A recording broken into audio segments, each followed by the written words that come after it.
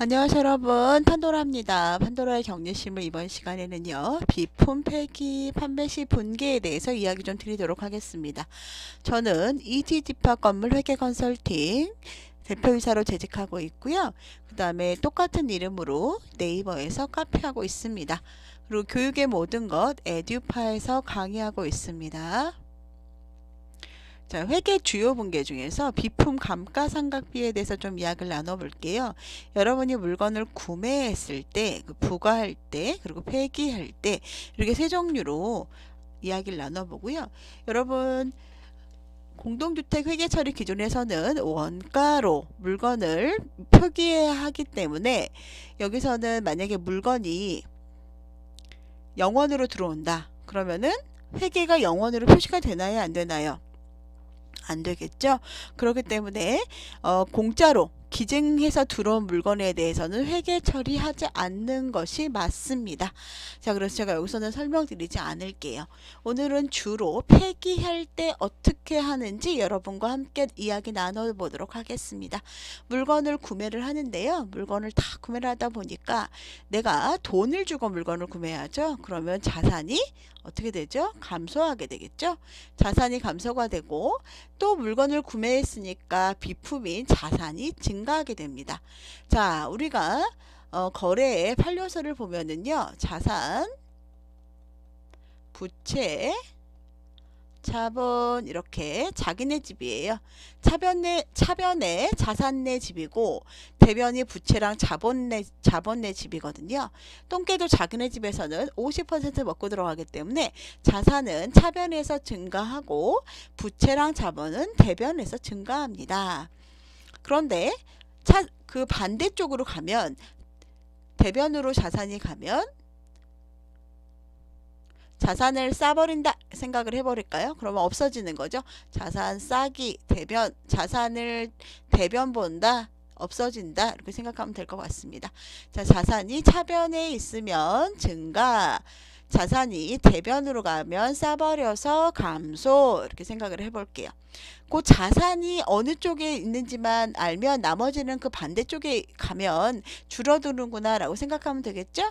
다시 한번 차변에서는 자산이 증가하고 대변에 자산이 가면 자산이 싸버려서 감소한다 라고 생각하시면 될 것 같습니다. 자, 그러면 비품을 구매를 아까 우리 자산은 돈은 감소했고 비품이라는 자산은 증가했죠.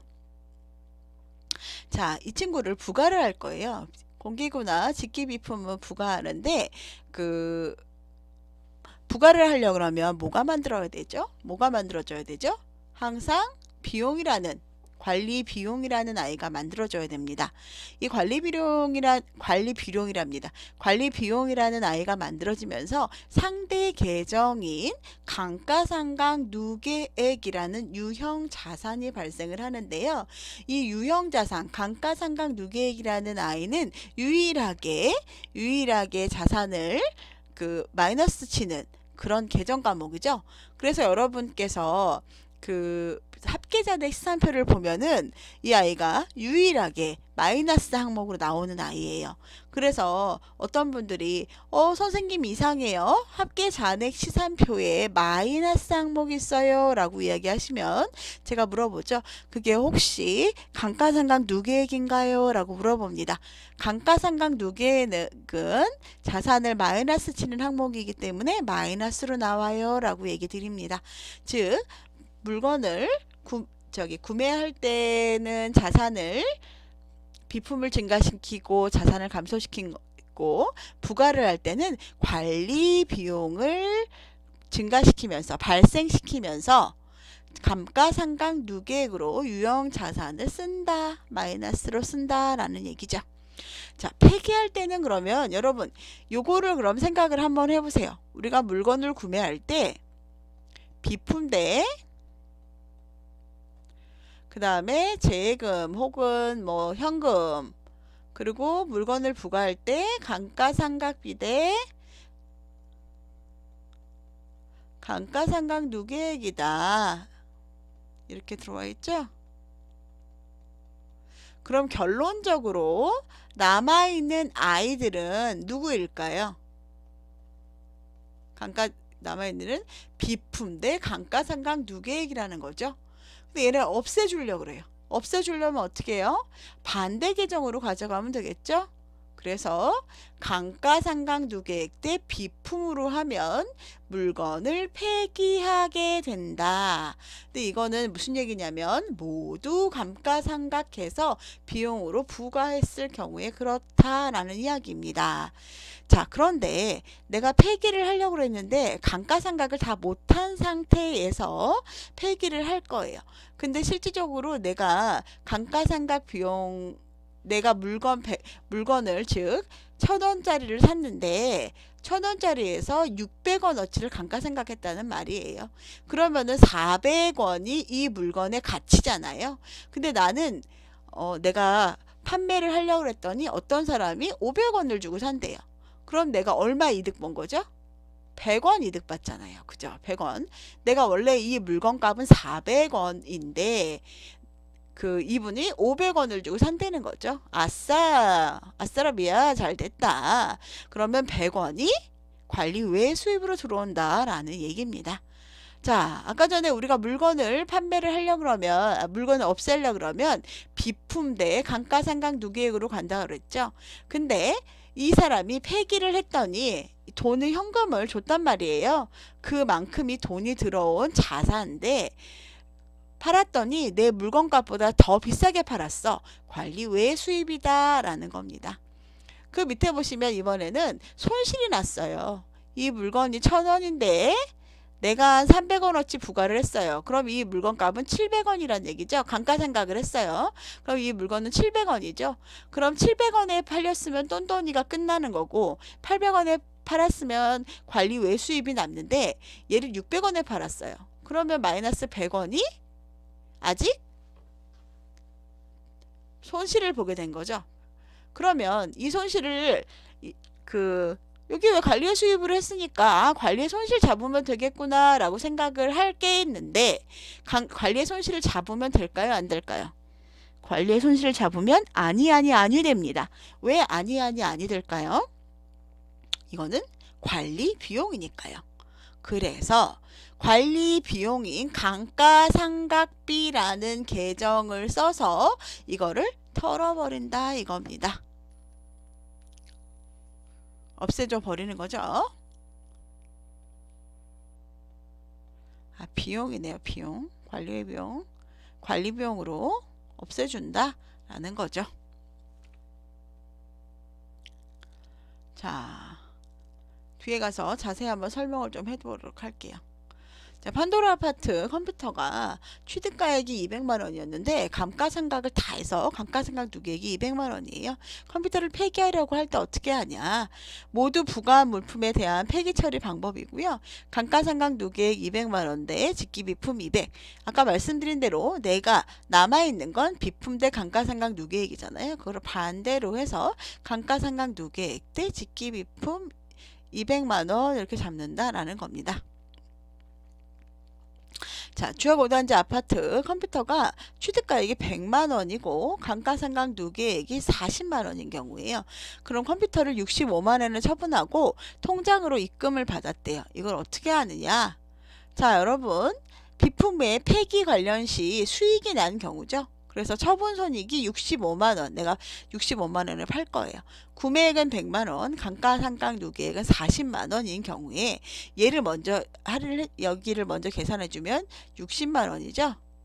그래서 65만원에서 60만원을 빼면 돈이 5만원이 남죠. 그래서 5만원을 관리 외 수입으로 잡는 겁니다. 돈은 얼마 들어왔다고요? 65만원 들어왔죠. 재액은 65만원. 그리고 비품 100만원짜리 대 내가 감가상각 누계액 40 했으니까 없애주고요.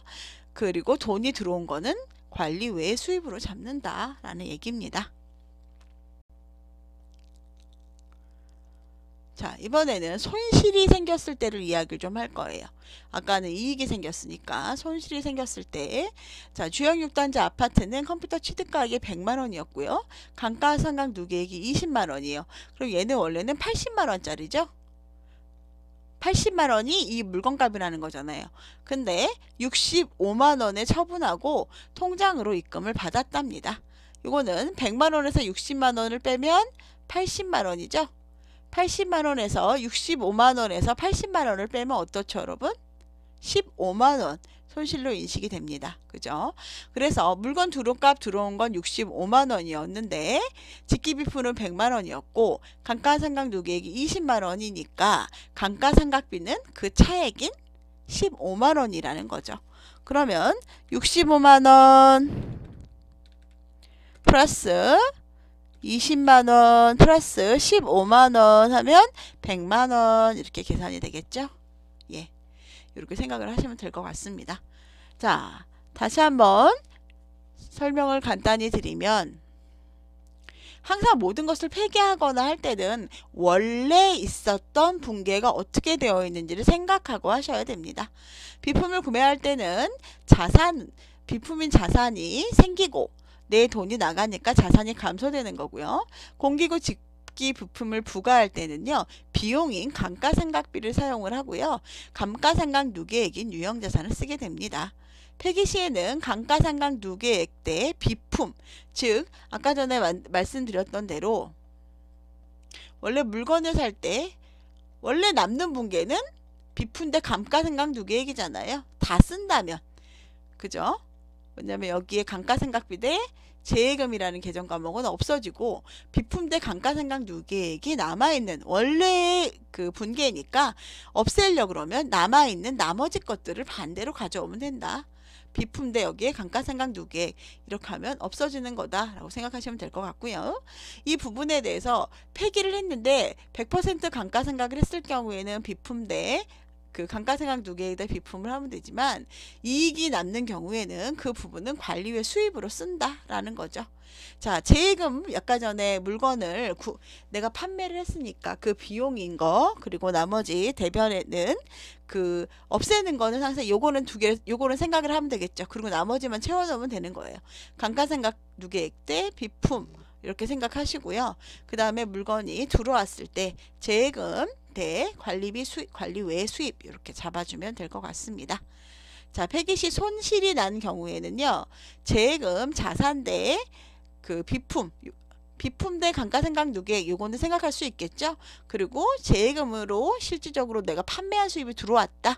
그리고 나머지는 감가상각 그 관리 외 수입인 관리 비용인 감가상각비로 해서 더 부과를 한다. 이렇게 생각하시면 될 것 같습니다.